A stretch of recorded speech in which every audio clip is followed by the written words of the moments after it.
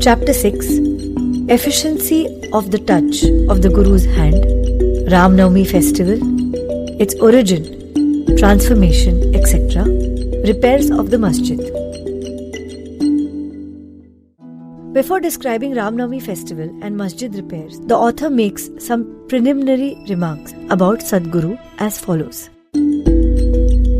Efficacy of the touch of the Guru's hand.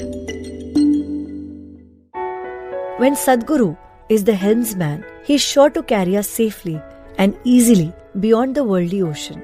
The word Sadguru brings to our mind Saibaba, the perfect master. He appears to me as if standing before me and applying Udi, sacred ashes, to my forehead and placing his hand of blessing on my head. Then joy fills my heart and love overflows my eyes. Wonderful is the power of the touch of Guru's hand, the subtle body consisting of thoughts and desires which cannot be burnt out by the gross fire is destroyed by the mere touch of Guru's hand, and the sins of the past births are cleaned and washed away.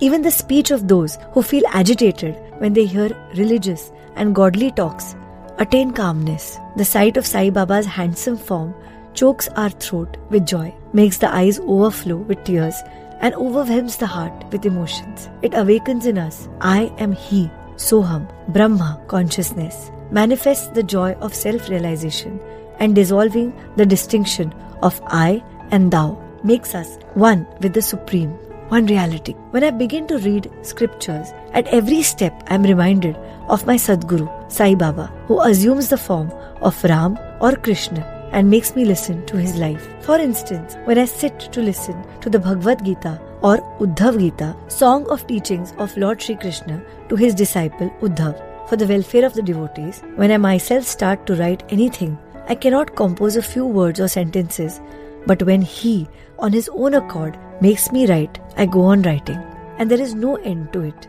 When the disciple's egoism props up, he presses it down with his hand and gives him his own power, makes him achieve his object, and thus satisfies and blesses him.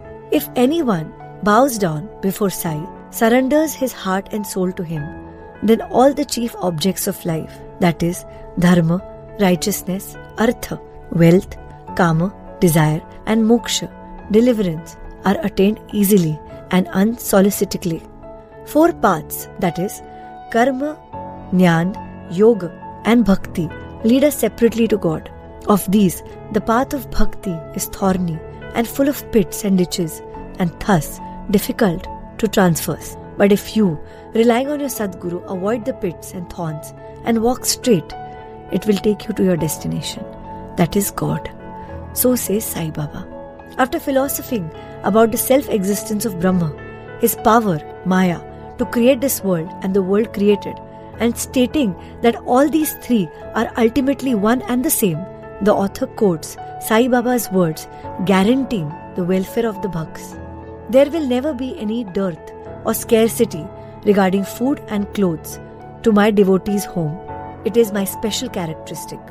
There will never be any dearth or scarcity regarding food and clothes in my devotee's home. It is my special characteristic that I always look to and provide for the welfare of those devotees who worship me wholeheartedly with their minds ever fixed on me. Lord Krishna has also said the same in Gita. Therefore, strive not much for food and clothes. If you want anything, beg of the Lord, renounce worldly honors, try to get Lord's grace and blessings, and be honored in His court.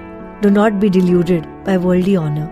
The form of the deity should be firmly fixed in the mind. Let all the senses and mind be ever devoted to the worship of the Lord. Let there be no attraction for other things. Fix the mind in remembering me always, so that it will not wander elsewhere towards body, wealth, and home. Then it will be calm, peaceful, and carefree. This is the sign of the mind being well engaged in good company. If the mind is vagrant, it cannot be called well merged in Him. After quoting these words, the author goes on to relate the story of RamNavami festival in Shirdi. As RamNavami is the most celebrated festival at Shirdi, Another fuller account, as published in Shri Sai Leela magazine of 1925, page 197, is also referred to, and a summary of the festival is related in both these accounts is attempted here. Origin. One Mr. Gopal Rao Gund was a surveyor in survey department at Kopargaon. He was a great devotee of Baba. He had 3 wives but had no issue. With Sai Baba's blessing, a son was born to him. In the joy that he felt due to this, an idea of celebrating a fair or urus occurred to him in the year 1897, and he placed it for consideration before other Shirdi devotees, that is, Tatya Patil, Dada Kotte Patil and Madhavra Deshpande, Shama. They all approved of the idea and obtained Sai Baba's permission and blessings for it. Then, an application was made to get the collector's sanction for celebrating the urus. But as the village Kulkarni held against holding the fair, the sanction was refused. But as Baba had blessed it, they tried again and ultimately succeeded in getting the collector's sanction. The day for the urus was fixed on RamNavami, after having consulted with Sai Baba. It seems he had some purpose behind this, that is, the unification of the 2 festivals, the urus and the RamNavami, and the unification of the 2 communities, the Hindus and the Muslims. As further events showed, this end or object was duly achieved. Though the permission was obtained, but other difficulties cropped up. Shirdi was a village and there was scarcity of water. There were 2 wells in the village. The one in use dried up soon and the water from the second was blackish. The blackish water was turned into sweet water by Sai Baba by putting flowers into it. As the water of this well was insufficient, so Tatya Patil had to arrange to get water from outside.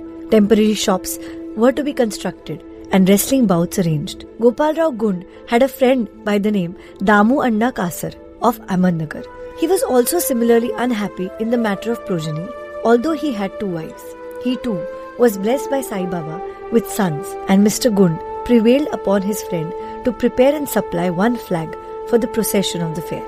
He also succeeded in including Mr. Nana Sahib Nimonkar to supply another flag. Both these flags were taken in procession through the village and finally fixed at the 2 corners of the Masjid, which is called by Sai Baba as Dwarkamai.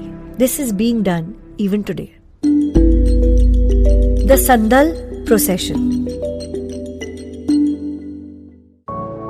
There was another procession which was stated in this fair. The idea of a Sandal procession originated with one Mr. Amir Shakkar Dalal, a Mohammedan Bhakt from Korhala.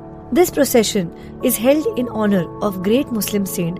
Sandal, that is, chandan paste and scrapings are put in the thali, flat dishes, with incense burning before them and carried in the procession to the accompaniment of band and music through the village. And then, after returning to the masjid, the contents of the dishes are thrown on the nimbar, that is, the niche and the walls of the masjid.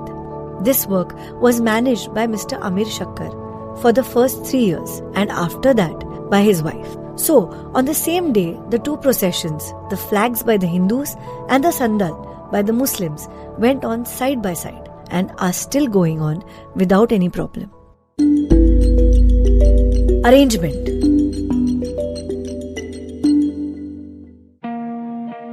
This day was very dear and sacred to the devotees of Sai Baba. Most of them turned up for the occasion and took part in the management of the fair.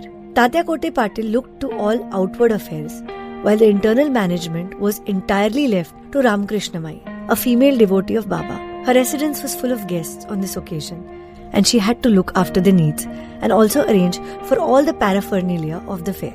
Another work which he willingly did was to clean and whitewash the entire masjid, its walls and floors, which were blackened and were full of soot on account of the perpetual dhuni, sacred fire of Sai Baba. This she did during the night, when Sai Baba had gone to sleep every alternate night in the chawdi.